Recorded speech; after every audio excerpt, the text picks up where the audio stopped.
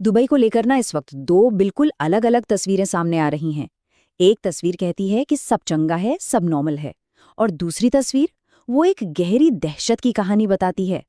तो आखिर सच है क्या?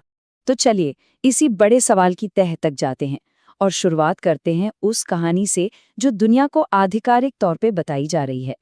सबसे पहले बात करते हैं ब्रांड दुबई की, एक ऐसा कैंपेन जिसका एक ही मकसद है, दुनिया को ये यकीन दिलाना कि वहाँ सब कुछ सेफ है, सब कुछ नॉर्मल है।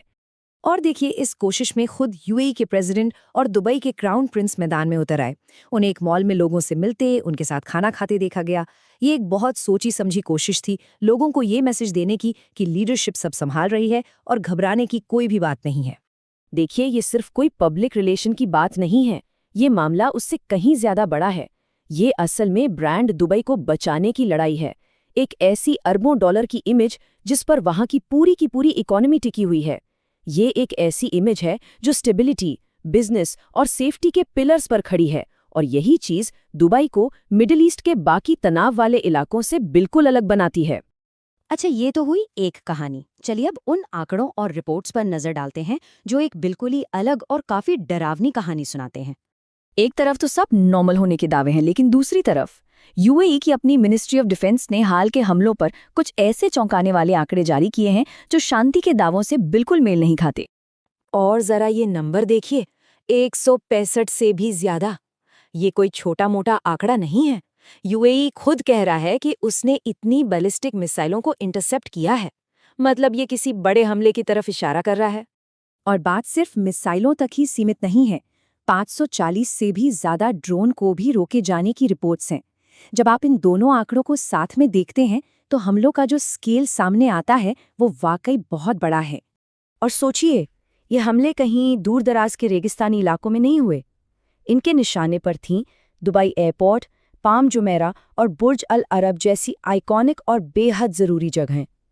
जाहिर है, इससे अफरा तफरी का माहौल तो बना ही होगा। इसका असर पूरी दुनिया पर पड़ा।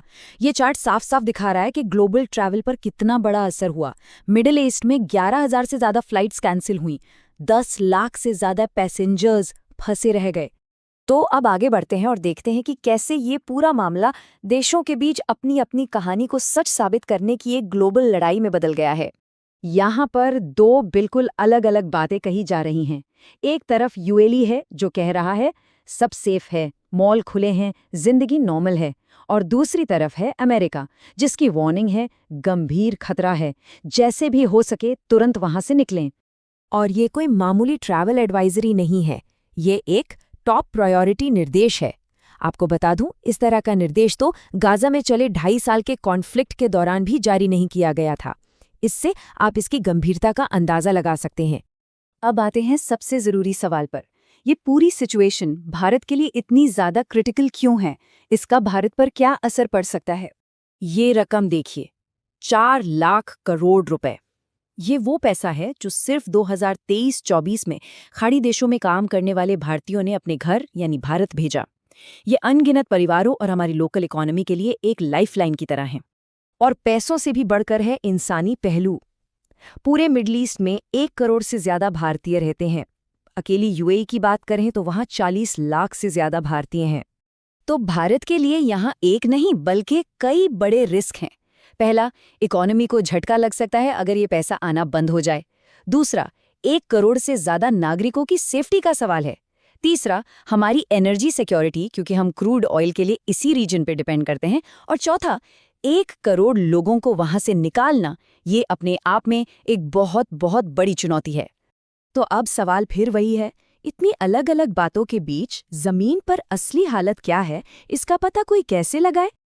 देखिए, साफ साफ जानकारी मिलना इसलिए मुश्किल है क्योंकि वहाँ कानून बहुत सख्त है। अगर कोई हमलों की कोई अनऑफिशियल वीडियो या रिपोर्ट शेयर करता है ना, तो उसे सजा हो सकती है। यूएई में तो फेक वीडियो फैलाने पर सोचिए 2 लाख दिरहम तक का जुर्माना और जेल भी हो सकती है। कुछ चश्मदीदों का तो ये भी कहना है कि पुलिस खुद लोगों को वीडियो बनाने से रोक रही थी और उनके फोन से वीडियो डिलीट करवा रही थी। ये दिखाता है कि इन्फॉर्मेशन को किस तरह से जमीनी लेवल पर कंट्रोल किया जा रहा है। तो आखिर में हम इसी एक सवाल पर आके रुक जाते हैं, जो इस पूरी सिचुएशन का निचोड़ है। क्या हमें पूरी कहानी बताई जा रही है या फिर दुनिया को सिर्फ एक बहुत ही सावधानी से तैयार की गई कहानी दिखाई जा रही है? एक ऐसी कहानी जिसका मकसद सिर्फ और सिर्फ ब्रांड दुबई को बचाना है